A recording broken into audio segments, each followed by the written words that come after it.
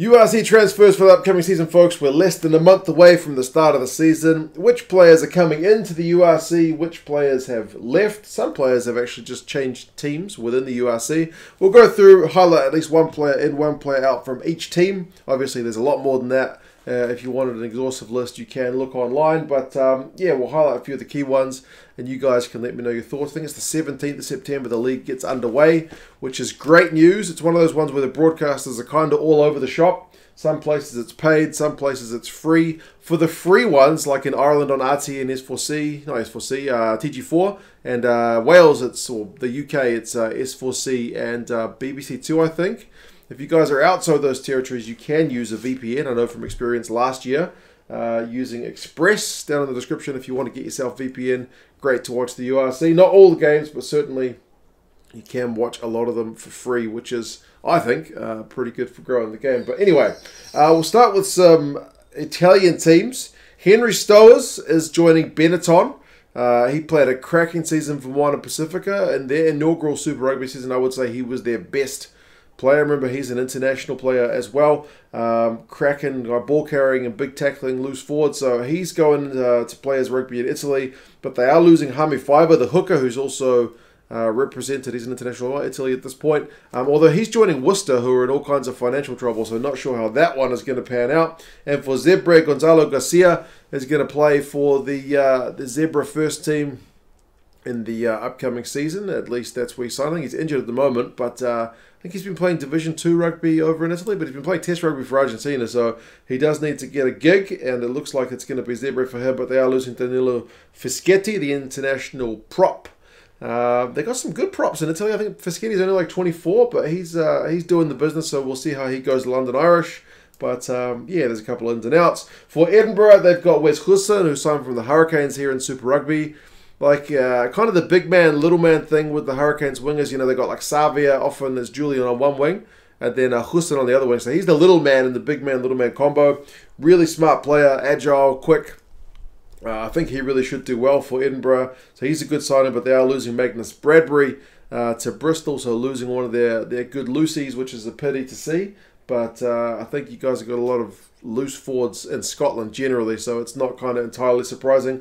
For Glasgow, there's been quite a few changes. I mean, Hugh Jones coming back is obviously a bit of good news, but the one signing I like the look of is Sione Vailanu. He's a big unit. I saw him playing for Worcester in what few games I watched of Worcester last year. As I said, they're in financial trouble at the moment, so Vailanu may be pretty happy he's made the move north, but he's a big ball carrying unit. He's an absolute just wrecking ball, so I look forward to seeing how he goes at the back of that Glasgow pack. Rob Harley is off to Division 2 France. I guess he's in the kind of twilight years of his career, so yeah, you can't blame him for leaving. But yeah, that's that kind of conference done. As I said, there's others. Do let us know which other ones you are looking forward to seeing playing or disappointed to see leaving. For the Welsh teams, Cardiff have made some big name signings. Liam Williams, I put Tulupe Faletau on the board. Two guys also kind of at the senior end of their careers. Liam Williams obviously had some injury troubles when he was with the Scarlets. Didn't get many games under him. And Faletau's kind of been a bit up and down with Bath. But certainly for Wales, both of them are cracking players. So hopefully they can replicate some of that form in Cardiff. Hallam Amos obviously retired at age 27. But remember, he's pursuing his medical career. So he is a big loss for mine. I know he was a little bit of a divisive figure. People give him a bit of stick for his defensive work, but I really liked Hallam Amos, so it's a pity to see him go at 27, but yeah, man, he's got to focus on what he needs to be doing. For the Dragons, they've certainly bolstered the front row, but one of the guys they've signed is Bradley Roberts, the hooker. He obviously wants to play more for Wales, and he can't do that if he's still in Ulster, so he's joined the Dragons. They've also got Rob Evans, they've got Rodri Jones, so yeah, look for that Dragons front row to take a step up this coming season, I would imagine. They've lost a prop though, Misake Dogie, the Fijian. He's joining the Fijian drill, which is something we may see as a little bit of a trend now that Fiji has a professional team in Super Rugby. We may see some of the European guys kind of head back home, as it were, so these guys can play a bit more locally.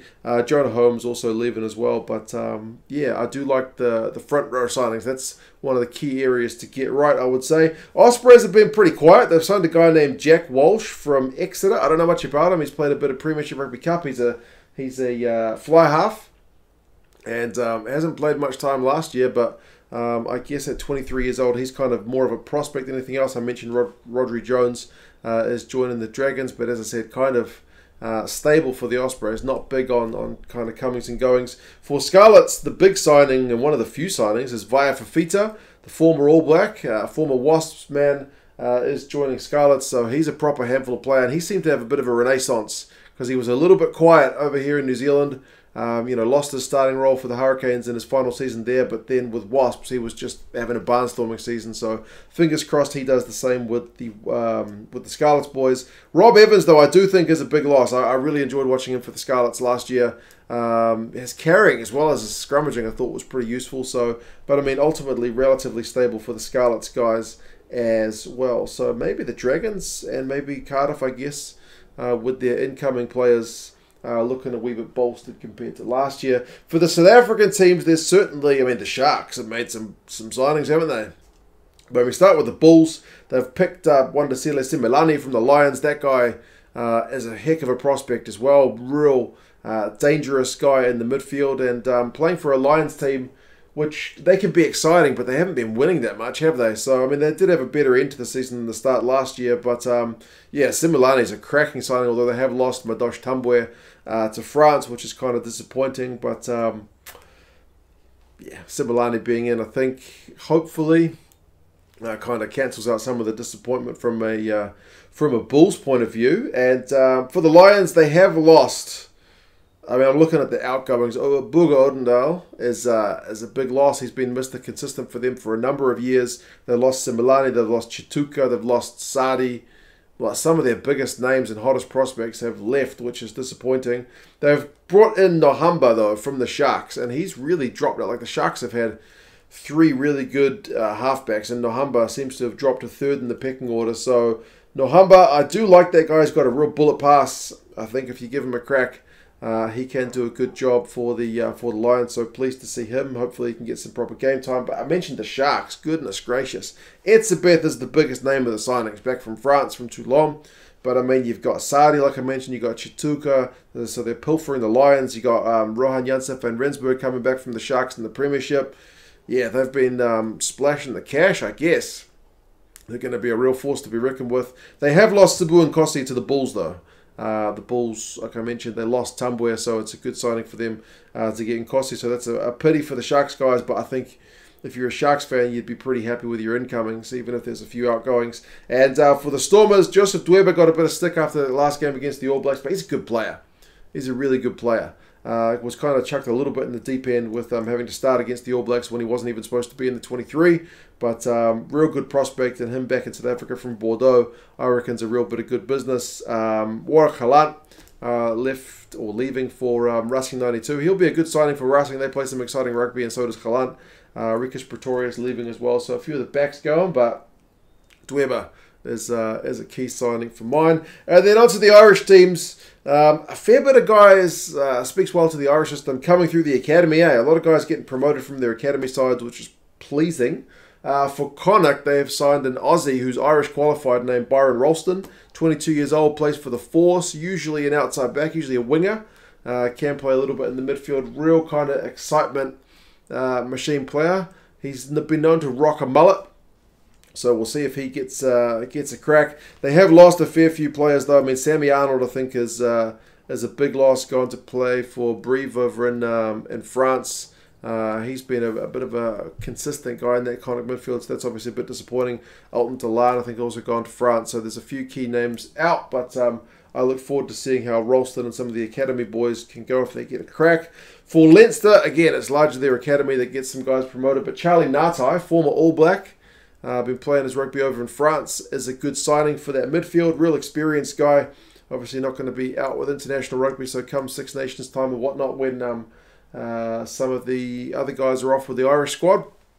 No, it's a good experience. I think he's like 31 years old, so a good guy to have there. Real good playmaker as well. Not necessarily the massivest ball carrier, but yeah, really good player. Adam Byrne is one of the guys they've lost, but I mean, Leinster's got so many guys that don't get game time. Some of them have to leave to get more.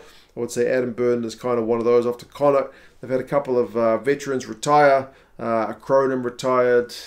Devon Toner retired. So yeah, that's just kind of the nature of the beast, but yeah, sad to see those guys go because they're proper veterans who've done their time with Leinster and Ireland, but Father Time catches up with everyone. And for Munster, I mean, it's kind of a swap, isn't it? It's like you've not a swap necessarily, but you've signed Malakai Fekitoa, former All Black as well, now Tongan international, with Damien Delende leaving, so that's kind of a direct replacement anyway, isn't it? So Damien Delende off to Japan. Jason Jenkins has left as well for Leinster, but yeah, Fekitoa is a good one to be excited about. Again, he was another one who was doing really well in Wasps after kind of petering out a little bit in New Zealand. Some of these guys do go abroad, and whether it's the coaching or whether it's the change of scenery, they do get a bit of kind of invigoration. So, yeah, Fekitoa, I reckon, is a really good signing. And then for Ulster, pretty stable, to be honest. Jeff Tumunga-Allen is one of the guys who's joined. Again, a former All Black, one cap All Black. Never the biggest powerhouse scrummager, but a busy player, so we'll see how he goes. He's joining over from Wasps. Obviously, they lost Bradley Roberts to the Dragons because remember, with him getting some time with Wales, he needs to be based in Wales, so that's maybe to be expected. But Ulster's kind of stable, and to be honest, stable is one of the better things you can say about a squad because that cohesion that you build season upon season is generally pretty promising. Like Leinster's not making wholesale changes, and they're usually one of the top dogs. I mean, I know they didn't win it in the last season, but that generally is a theme with them. The Crusaders, I watch their squad year after year.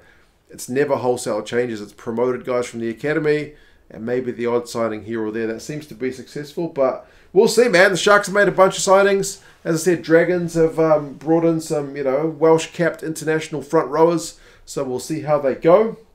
Some sides making more changes in both directions than others, but yeah, you guys let me know your thoughts. Who are your favourites for the season? If you haven't got a team, man, pick a team, get behind them, and it's going to be its second season. I would say the first year was pretty good, and we will see how the second goes. Anyway, you guys let me know your thoughts. Any other guys you can mention, and yeah, I'll talk to you guys again soon. See you later.